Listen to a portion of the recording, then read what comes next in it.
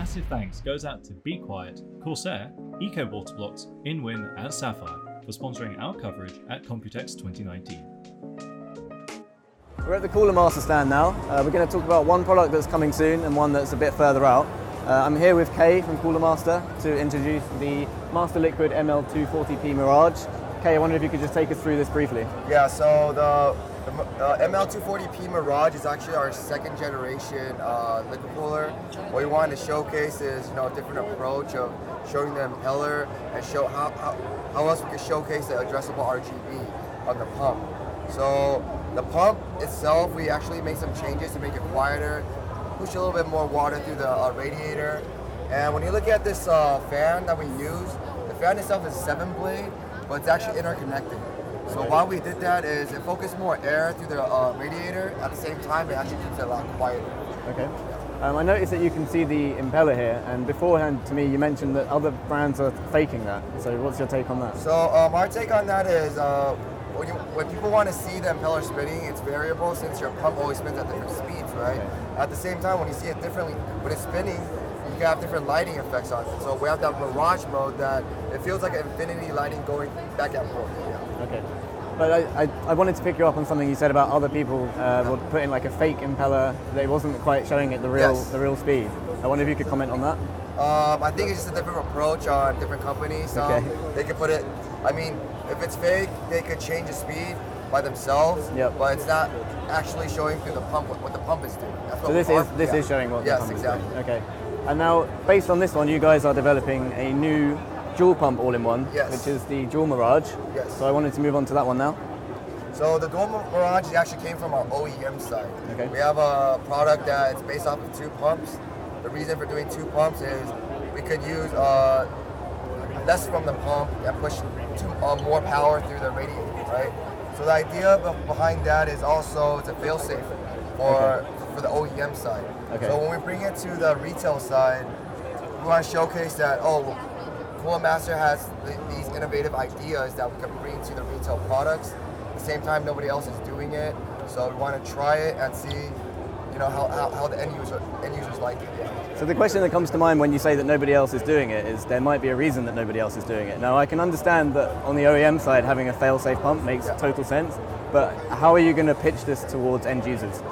I think one thing that the other people aren't using it is most branding companies, they don't have their own manufacturer like us. Okay. So we have the resources to get ideas from the industry side, from the OEM side, and put it to the market, the retail market. Sure. So this one you're looking roughly about I'd say $250 US, maybe to 300. It's still an early concept. The one you're seeing right now is an early mock-up.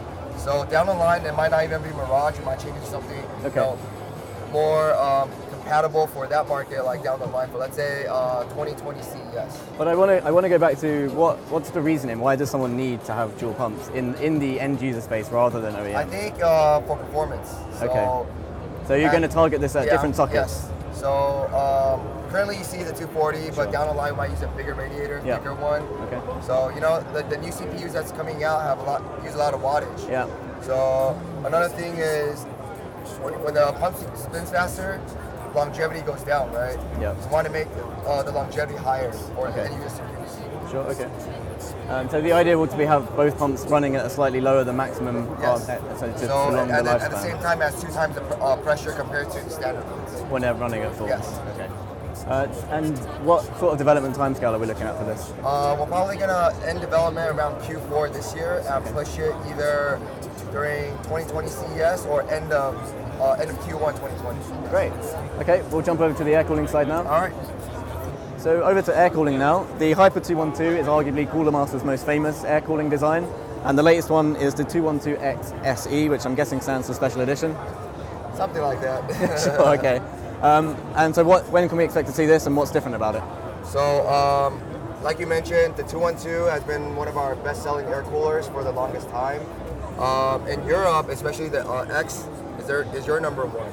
Right. A lot of issues from the end user is the mounting or the fan hitting the RAM, clearance issues, and height. So we listen to the end users and we actually fix all the issues.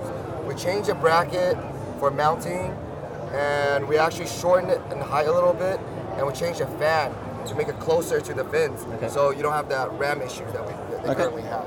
And when can we expect to see this launch? And will it coming at the same price as the previous generation? Yes, it will. I think we'll have 2 different ones, one with addressable RGB and one with not, without. What kind of price difference between those? You're probably looking around like $5 difference. Okay, cool. All right, let's take a look at the next one.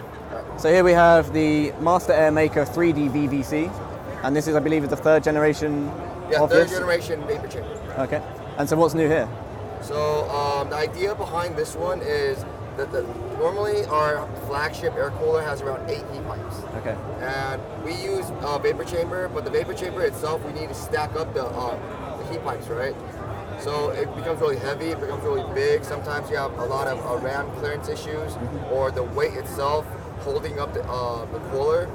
So the 3rd generation is actually we eliminate the use of heat pipes, and we just use a U-shaped vapor chamber to substitute for everything. So presumably it's quite complicated to build a U-shaped vapor chamber. Yes, that's the biggest part, because if you don't bend the vapor chamber correctly, then the vapor chamber itself won't work correctly.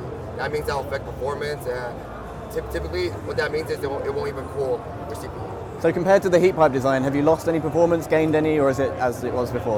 No, we actually gained better performance, because using the vapor chamber itself, we could get to about 250 watt TDP. Okay. And the biggest thing about using this is actually shortening the whole cooler. It's like a weight loss. It's not as heavy, and we don't have to worry about clearance issues on a lot of parts. Okay. And when can we expect to see this, and for how much? We'll say 2020 Q1 during CES. Okay, so it's still a little way out. Yes. And how much are you looking to charge for it? We're looking about $120. So a pretty premium cooler. Okay. And last but not least, we have the Master Air MA620M. Now this is a redesign of the Wraith Ripper that was introduced along with the Threadripper system from AMD. So Kay, I wonder if you could talk a little about this one. It's not really a redesign, I'd say. It's more of a demand from the end users. Sure. They're looking at the Wraith Ripper. They're like, oh, Cooler Master, can you make something similar for different like AM4 or Intel brackets? So this is our answer to it. It's pretty similar in design, as in we're using a dual tower design with the 120mm fan sandwich in the middle. Yep. It has an addressable RGB lighting on top. And another thing is that instead of using 7 heat pipes, we use 6 heat pipes. Okay. So it's a little bit smaller than the Wraith Ripper. On the second note is that we actually made clearance on below to the fin, so we don't have any RAM issue clearance. So what sort of RAM height can you get in there?